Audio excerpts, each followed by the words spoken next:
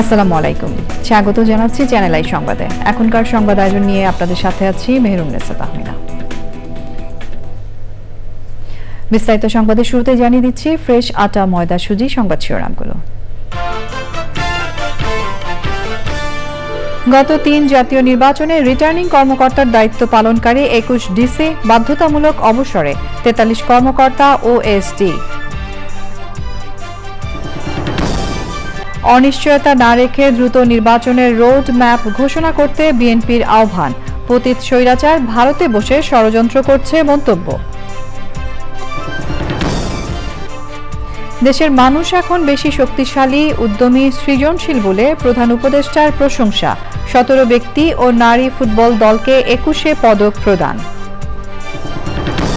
এবং চ্যাম্পিয়ন্স ট্রফিতে বাংলাদেশের দেয়া ২২৯ রানের টার্গেটে ব্যাটিংয়ে ভারত, জাকের হৃদয়ের রেকর্ড পার্টনারশিপ।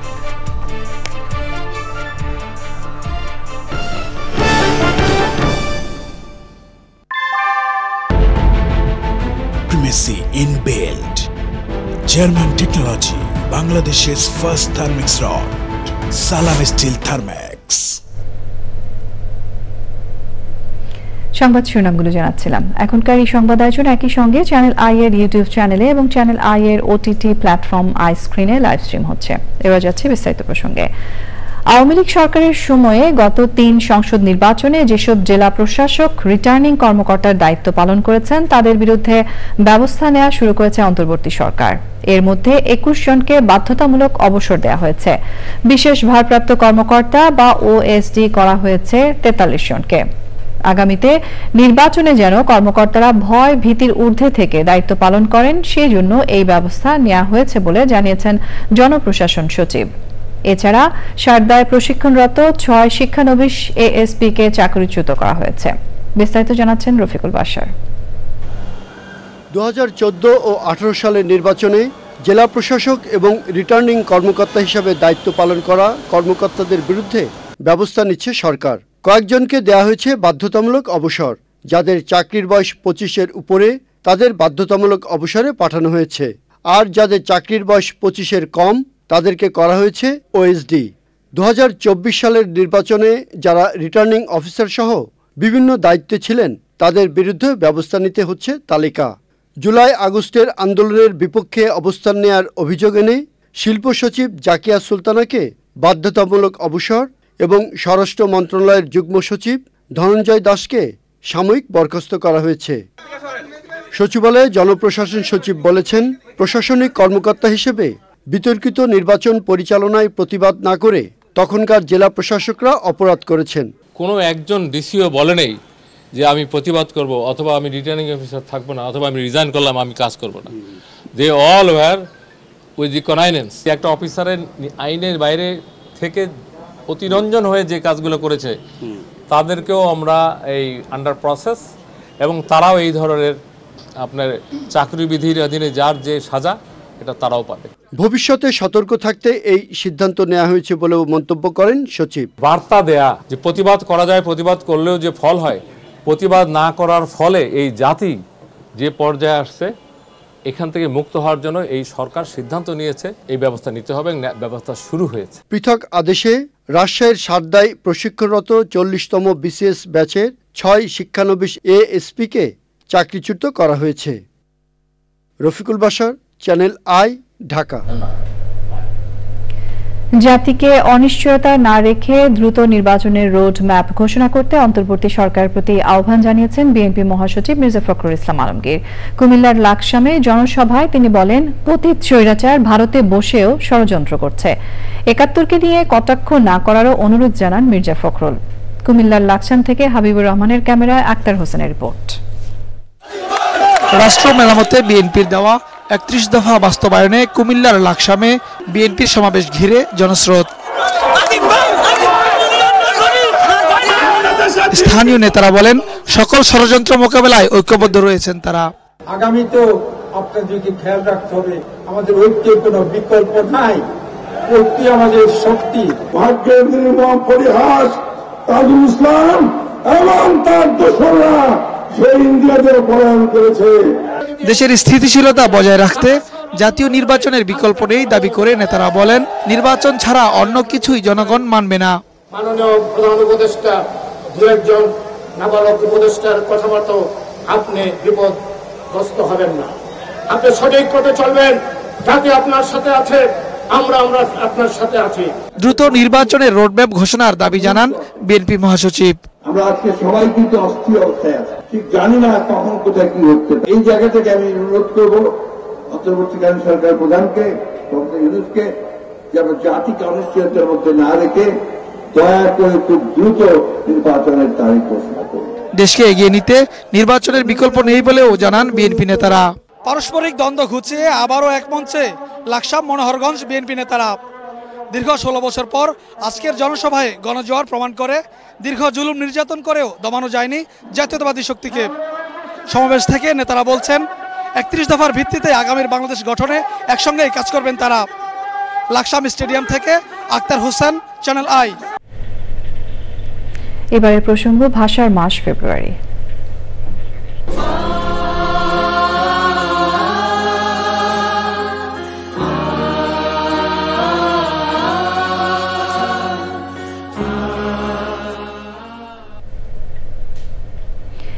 এবছর 17 ব্যক্তি ও জাতীয় নারী ফুটবল দলকে 21 পদকে ভূষিত করেছে সরকার।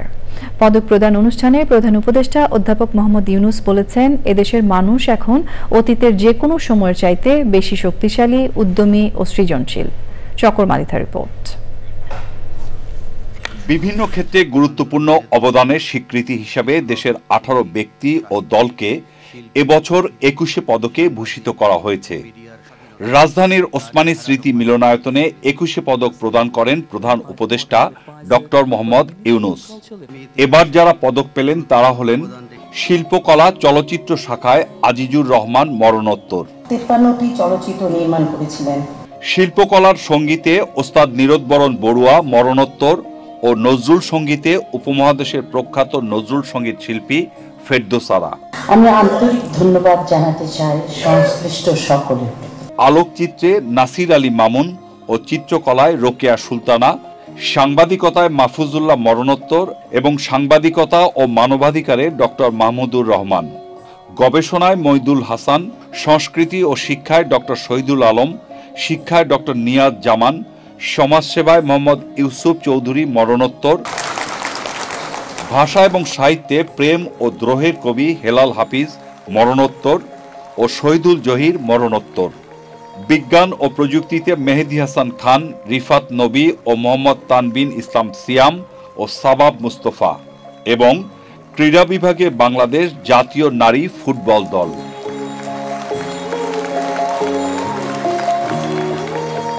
সম্মানিতদের হাতে পদক তুলে দিয়ে প্রধান উপদেষ্টা তার বক্তৃতায় বলেন, এবারের অমর 21 নতুন তাৎপর্য নিয়ে উপস্থিত হয়েছে।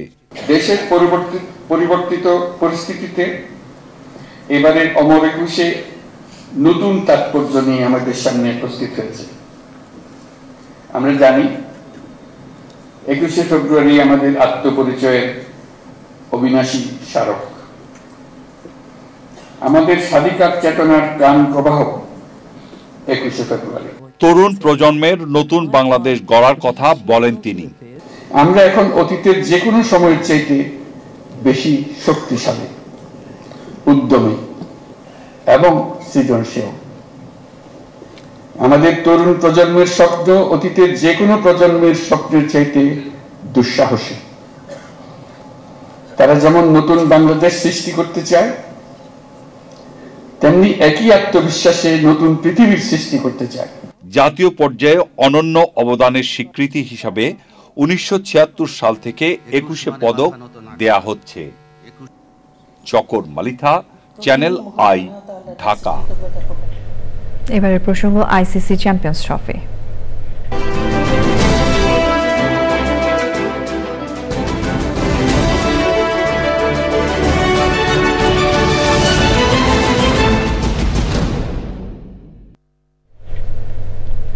আইসিসি চ্যাম্পিয়ন্স ট্রফির এ গ্রুপে নিজেদের প্রথম ম্যাচে বাংলাদেশের দেয়া 229 রানের টার্গেটে ব্যাট করছে ভারত। এর আগে দুবাই আন্তর্জাতিক ক্রিকেট স্টেডিয়ামে টস জিতে ব্যাট করতে নেমে ভারতীয় বোলারদের তোপের মুখে পড়ে টাইগার ব্যাটাররা। 35 রানে 5 উইকেট হারিয়ে বিপর্যয়ে পড়ে অধিনায়ক নাজমুল শান্তর দল। সেখান থেকে দলকে 154 রানের রেকর্ড পার্টনারশিপে দলকে টেনে তোলেন জাকের আলী ও তৌহিদ হৃদয়, যা ভারতের বিপক্ষে এবং ষষ্ঠ উইকেটে টাইগারদের সেরা পার্টনারশিপ। ওয়ানডের দ্বিতীয় হাফ সেঞ্চুরি তুলে ক্যারিয়ারের সেরা 68 রান তুলে থামেন জাকের। তবে উইকেটে ধৈর্যের পরীক্ষা দিয়ে ম্যাজিক ফিগার তুলে নেন তৌহিদ হৃদয়। ষষ্ঠবারের মতো ওয়ানডেতে 5 উইকেট তুলে ভারতীয় পেসার মোহাম্মদ শামি বাংলাদেশের ইনিংস থামান 228 রানে। জবাবে 41 রানে রোহিত এবং 22 রানে ফেরেন কোহলি। এরপর ফেরেন শ্রেয়াস আয়ার।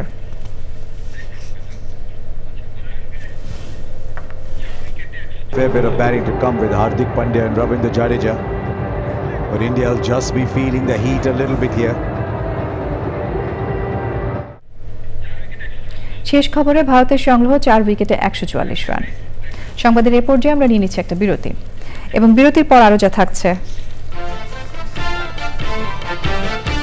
প্রথমবার বিধায়ক হয়েই দিল্লির মুখ্যমন্ত্রী হিসেবে রেখা গুপ্তের শপথ গ্রহণ। দীর্ঘ 27 বছর পর বিজেপির মসনদ দখল।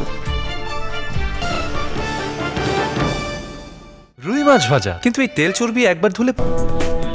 ফিরে এলাম বিরতির পর। আমিন জুয়েলার্স আন্তর্জাতিক সংবাদ।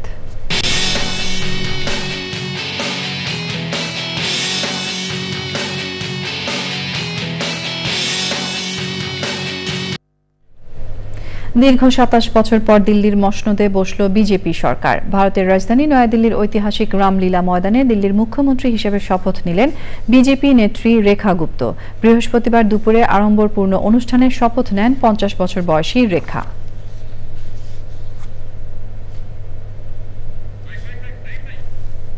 এক্সিম ব্যাংক বাণিজ্য সংবাদ।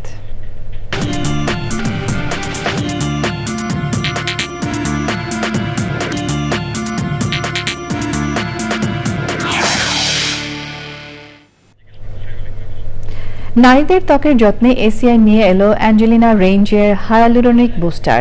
এর হায়ালুরোনিক অ্যাসিড, গ্লিসারিন ও গোলাপের নির্যাস দিয়ে নতুন প্রজন্মের ফর্মুলেশন শুষ্কতা দূর করে ত্বকের সজীবতা আনে। সম্প্রতি বর্ণাঢ্য আয়োজনে অ্যাঞ্জেলিনার আনুষ্ঠানিক যাত্রা শুরু হয়। এতে ব্র্যান্ড ফেস হিসেবে উপস্থিত ছিলেন অভিনেত্রী নাফিসা তুষি। আরও ছিলেন এসিআই এর business director Khandaker Ishtiaq Ahmed, general manager Mizanur Rahman, Dipankar Biswas, general manager media and communication Mohammad Nahid Newaz সহ অন্যরা।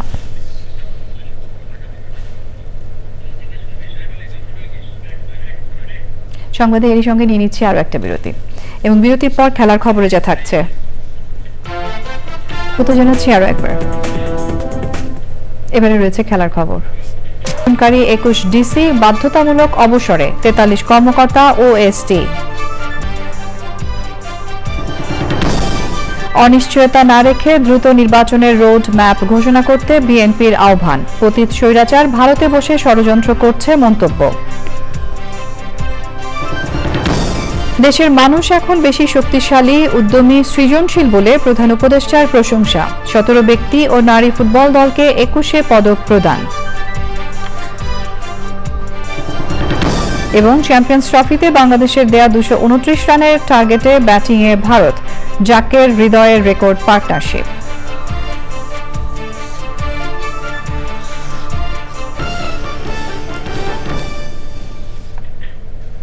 এরই সঙ্গে শেষ করছি এখনকার সংবাদ আয়োজন। ধন্যবাদ সঙ্গে থাকার জন্য।